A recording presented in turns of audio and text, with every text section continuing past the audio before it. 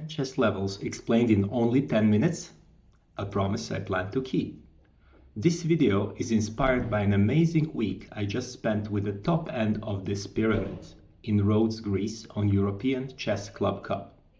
So many familiar faces and names around, from Gukesh, Giri, Wei Yi, Mamedyarov to Ginger GM. If you ask 10 chess players what chess levels they know, you will get at least 10 different answers.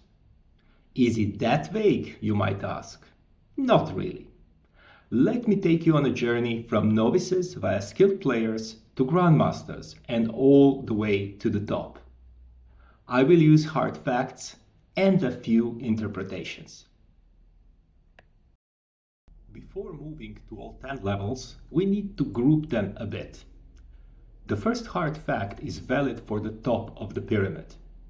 If your FIDE rating is at 2200 or above, you are eligible for at least one of the international chess titles. That is why I call everyone at the level of 2200 or above a master, and the levels above 2200 master levels. The second hard fact is that 1400 is the FIDE rating floor as of 2024, and that is how I define the beginner levels, below 1400 rating. Between the beginner levels and master levels, there are levels sometimes called intermediate. But as I am in this group, I prefer to call them skilled. Different arguments and groups are 100% possible, but we need to draw the line somewhere. If you enjoyed the video, please support me by liking or subscribing. Back to 10 levels now. Level 1 is Novice, a complete chess beginner with a rating below 599. It is all about motivation at the beginning. The jury is still out whether they will take up chess seriously or not. So I know their chess is rubbish, but please don't insult them. They are like children in the first grade. That is why the best chess teachers at an early stage are primarily great motivators. After you figure out rules and basics at level 1, the best way to improve is to play a lot of games. There are some special terms used to describe a poor player in chess. A Patzer is the most common, and it is a part of the chess language. Some even use wood pusher. It is a bit insulting, so just remember you could easily and rightfully be called a Patzer by someone that is 2 levels above you. Level 2 rating is 600 to 999. Most games here are decided by terrible blunders, missed checkmates and lost pieces. The best way to improve is to continue playing a lot and improve your tactical visibility by solving chess puzzles. This will help you understand the motives like pins and forks. If in the first 2 levels nothing seems to work and you don't progress, slow down a notch. Start playing slightly longer games. You cannot progress in chess by playing bullet, and blitz is not much better. Level 3 is advanced beginner. Some level names I borrowed from the Dreyfus model of skill acquisition. The link for the model is in the description. What players find after passing the 1000 mark is that winning becomes difficult. Previously, everything worked. Attack worked, even waiting worked because Patzers simply blunder and give you a fairly easy win.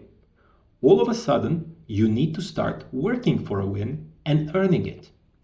What will help you here is to learn playing some attacking chess. The player with the initiative is the one that usually wins. You want to look into some basic chess openings here also to understand what is going on. Level 4 I call competent. Rating at 1400 and above means you are not a chess beginner anymore. Positional play becomes important, so you want to understand a little bit about pawn structures and weaknesses. This will also help you to understand the type of games you like and understand your style of play. Once you figure it out, you might want to adapt your openings to your style of play. You will also start entering endgames here, so look into basic pawn and rook endgames. At level 5, you are proficient and your rating is approaching 2000.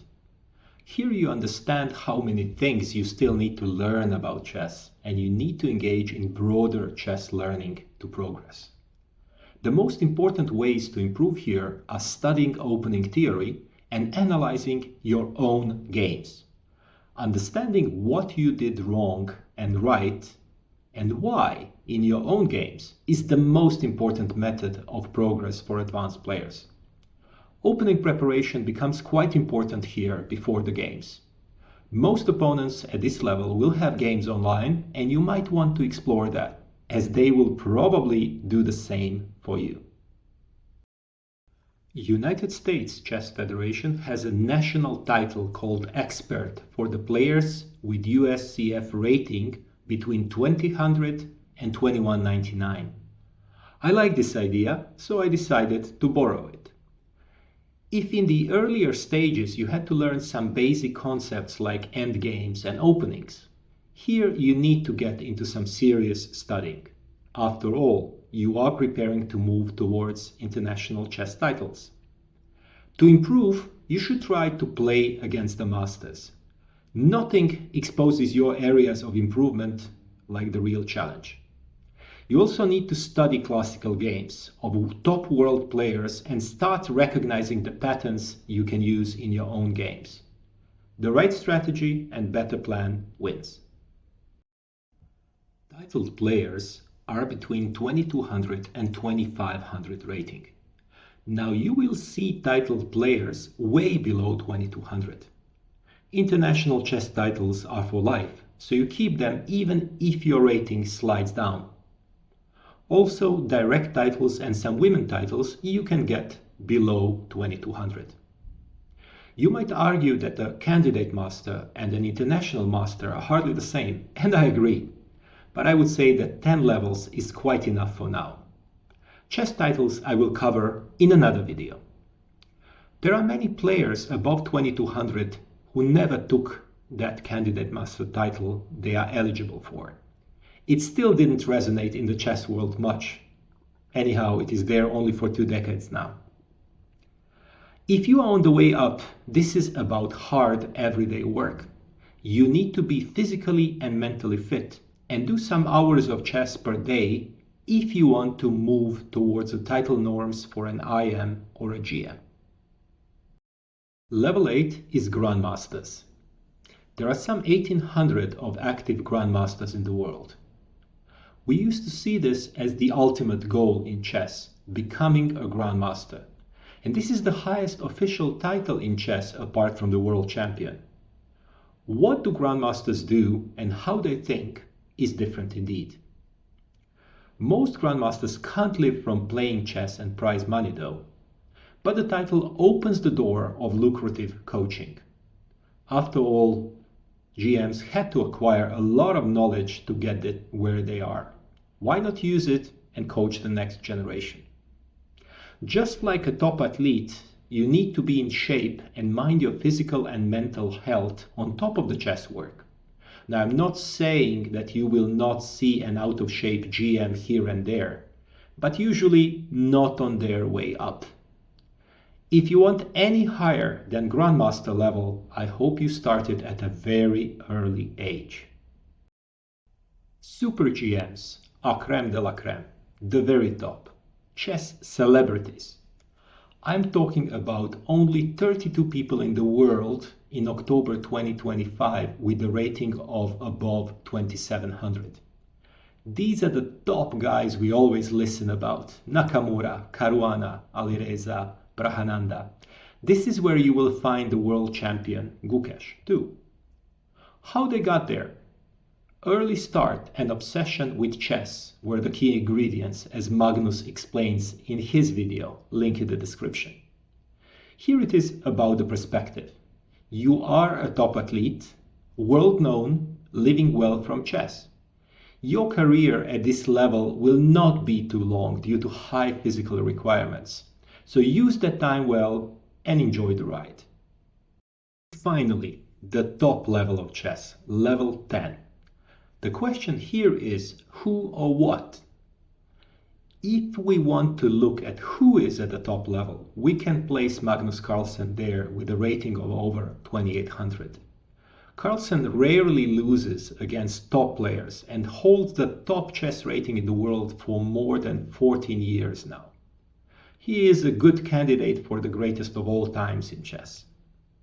If we, however, allow the what to be at the top, chess engine Stockfish would be there. No human can stand a chance against it anymore. We are talking about the strength of over 3,600 measured by ELO rating. Thank you for watching. If you enjoyed this, please like and consider subscribing and sharing the video. Bye from ChessDad.